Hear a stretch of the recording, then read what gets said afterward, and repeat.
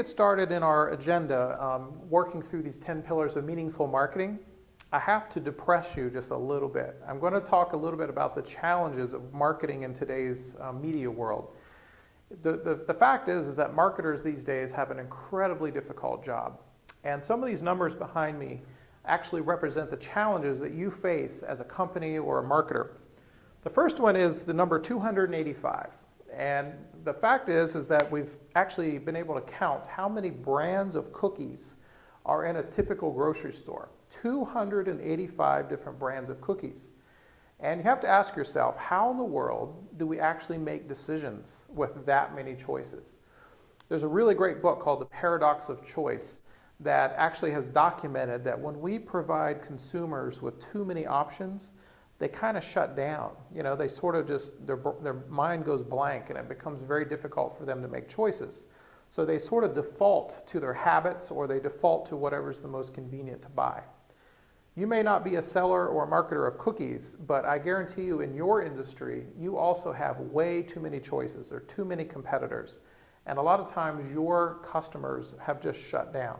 So we have to keep that in mind when we're planning our own marketing. The next number that I want to let you know about is 3,000, an even bigger number. 3,000. Every day, we as consumers in America are bombarded with 3,000 or more commercial messages every single day. And that's everything from the sign on a bus, to internet banners, to radio spots, to even the packaging that we actually have. And the challenge for a marketer is how in the world does your one little message get through 3,000 messages of clutter on a daily basis? If you don't have the marketing budget of a McDonald's or an Intel or some huge brand, then you're going to have to find a way to get very, very smart about how to weasel your way through that mess to get to a customer's mind. And the truth is that on a daily basis of 3,000 messages, only 4 actually are positively remembered by the typical consumer. So how in the world can your message be one of the 4? That's really what this workshop is all about. We're going to lay down a foundation, a strategy for you to think about how to build a sticky story, a sticky message around your brand or your product so that you have a much higher likelihood of getting through. Now, even if you get through, the challenge is that only 7% of consumers trust advertising. So even if you're one of those lucky 4, if you're doing an official advertisement in a magazine or radio, the likelihood of a person hearing that and inherently trusting what you're saying is extremely low. So this is a pretty difficult scenario for a marketer to think about.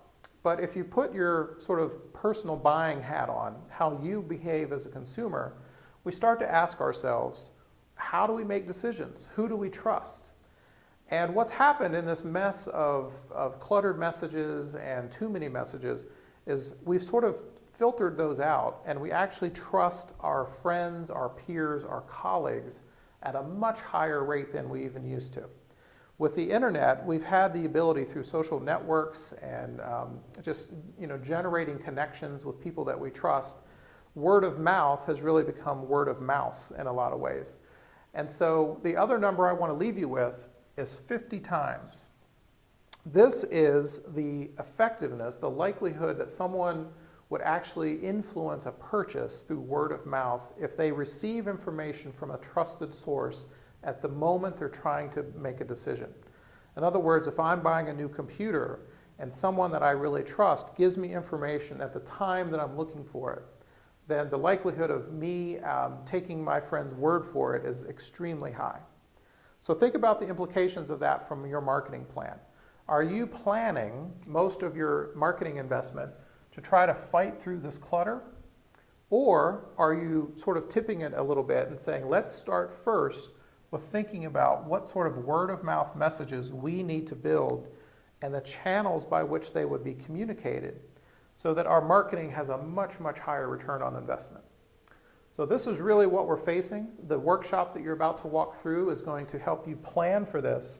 And at the end of this, we think you'll have a much higher likelihood of winning in your marketing. Okay, so let's get started on the first pillar.